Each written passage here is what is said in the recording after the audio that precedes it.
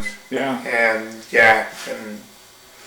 Do you remember when I was reading the book, The Secret War in Tibet, and they talked about one parachute. It was, I think, a yellow parachute where they dropped rupees on it down so the people on the...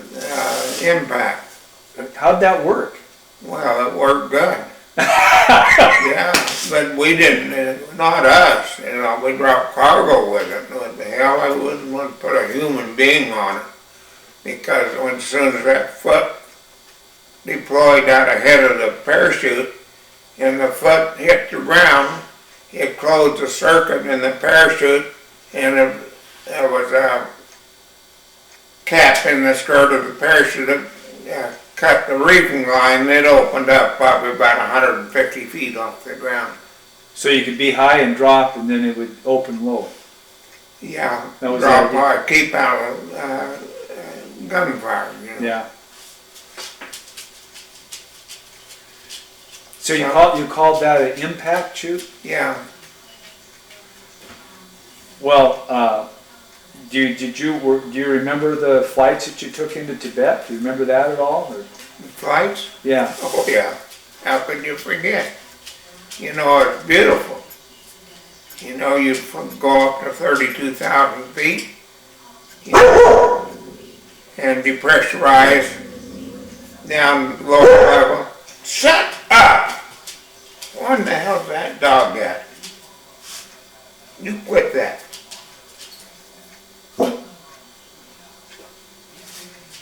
You depressurize at a lower altitude? Yeah, when we got down to about, well, we're dropping in Tibet, which all that country in Tibet is high. And we dropped down to 14,000 feet and depressurized, and we'd be on oxygen. And we made our passes with either if we had troops or cargo, whichever. And Big Andy, have you talked to him? No, I'd like to meet him. I hope to. Yeah. Have him tell you about that dropping in Tibet. One of the Tibetans almost pulled him out of the back end of the aircraft. But if he wants, Andy's pretty closed mouth about things. He don't say much. Yeah. Well, you were a friend of Jerry Daniels. Yeah. You and he were pretty close. Yeah. So how'd that rodeo that you had? What was that? Weren't you involved in that rodeo that you had? Yeah. What was that all about? Why did you have it, and what was that all about? And more or less a dare, you know. None of us was anywhere near professional. We just did it because we wanted to do it, and that was it. Jumped down Silver City, and I forget wherever else. I can't remember the Page, I think Page, Arizona, all different places. You know, we just did it for the fun. Oh, you did it more than once? Yeah, oh yeah. You never rodeoed as a cowboy, did you? Yeah. Did you? Yes. Oh, well, you knew what you were doing then. That's no good. I didn't have what it took. You know, you had to have quite a bit of fiber, you know, you're bouncing on a road saddle bronc. And, you know, and I never was a good horseman anyway. I liked horses. But, anyway, it was a different thing. Well, you know, Shep, when I hear you talk, you know, you've done a lot, but you always say you weren't any good at this and you weren't any good at that, and you needed to make a change. Well, you were good at a lot of stuff. What do you think you were good at? Organize cargo, you know, and stuff like that, and get it ready for drops up into Laos and Tibet. Everything went to Tibet was pre-rigged in Okinawa.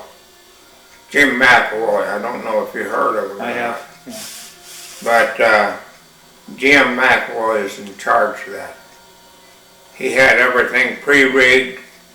Then what the agency did was compartment a lot of stuff, you know. It went so far and then somebody else did it. Well, Jim McElroy, he rigged everything and get it in the airplane to drop a C-130. And then we'd go drop it.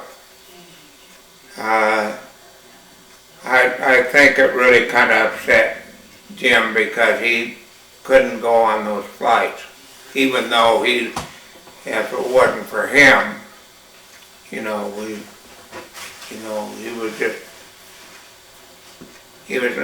still in the Army. Yeah. Think a tech sergeant or something like that. But those flights, those were 30 hours. Weren't they a long time in the air? What? Those flights you took, those were 30 hours, weren't they?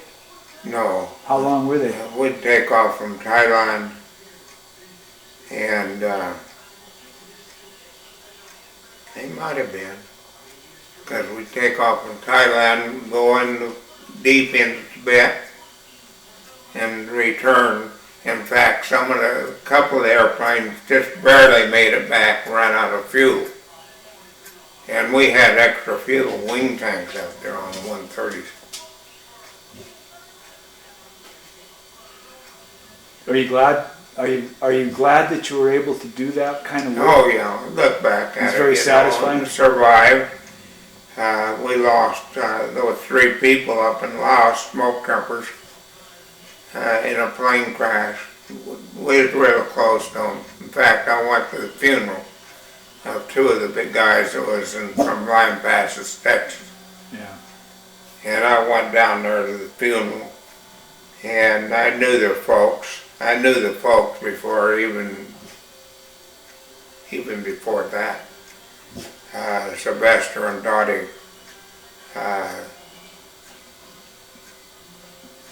Where was I?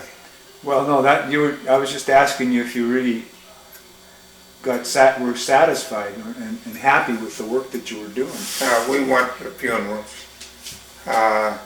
One guy was from Winthrop, and Big Andy Anderson went to his funeral, and the rest of us went down to Lime Passes to that funeral. Well, did you ever get injured at all when you were jumping or working for the agency? Oh yeah, sprained ankle or something like that. I noticed you're having a little difficulty. Other than that, and then I got shot once. Where'd you get shot at? In Laos. In Laos? Yeah. So is that making it harder for you to get around now? That what? Is the jumping or the work that you did, does it make it hard for you to get around now? Well, the problem of it was that shrapnel was still on your hip, and it was in that sciatic nerve. And that shrapnel would move around, and it hurt. So finally I figured that I went to the doctor, and he had a, x-ray of where that shrapnel was and stuff. And I said, I think that's what's hurting me, that shrapnel in that sciatic nerve. And sure enough, they took that shrapnel out and it quit. But you were able to do that because you were a veteran, is that it? That you got the medical care? Or did you get any kind of... No, the reason I didn't, I went to a private practice because everything was so classified. I didn't want to let the cat out of the bag or something. So I went to a private doctor, and he took the shrapnel out. Did he ask you where you got it? Huh? Did he ask you how you got the shrapnel? No. I'll be darned. I'll be darned. Well, back on that question about smoke jumping, I've talked to some other guys who were jumpers, and they think that when you have that experience, it does something to you. You have a different view of life or something, and I'm just wondering if you've ever thought about that. You become closer to everyone. Yeah. One person depends on the other, So you become close.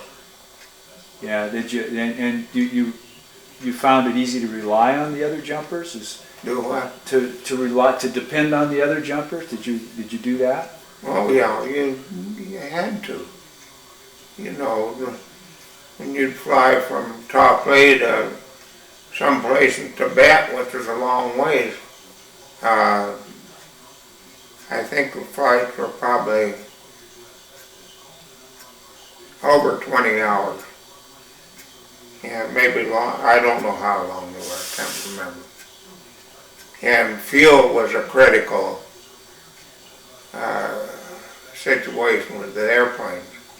You know, in fact, one of them, when they got back, he landed and ran out of fuel on the runway. That's how close it was. Depended on headwinds and things like that. But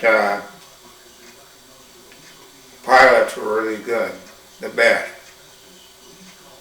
They were Air America, Southern Air. Bill Welk was one of the best. I think he died.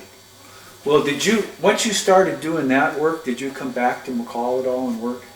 Oh yeah. Did you go back and forth? Yeah, things worked out good for us because the season changed, and when the summertime season was in Tibet, well, no, the other way around, the winter season was in Tibet, and then we'd come back to McCall was the summer season. So that worked good for us. And when you were with your friends, Paper Legs and your brother, some of those guys, did you have like an inner circle where you had other jumpers around the outside that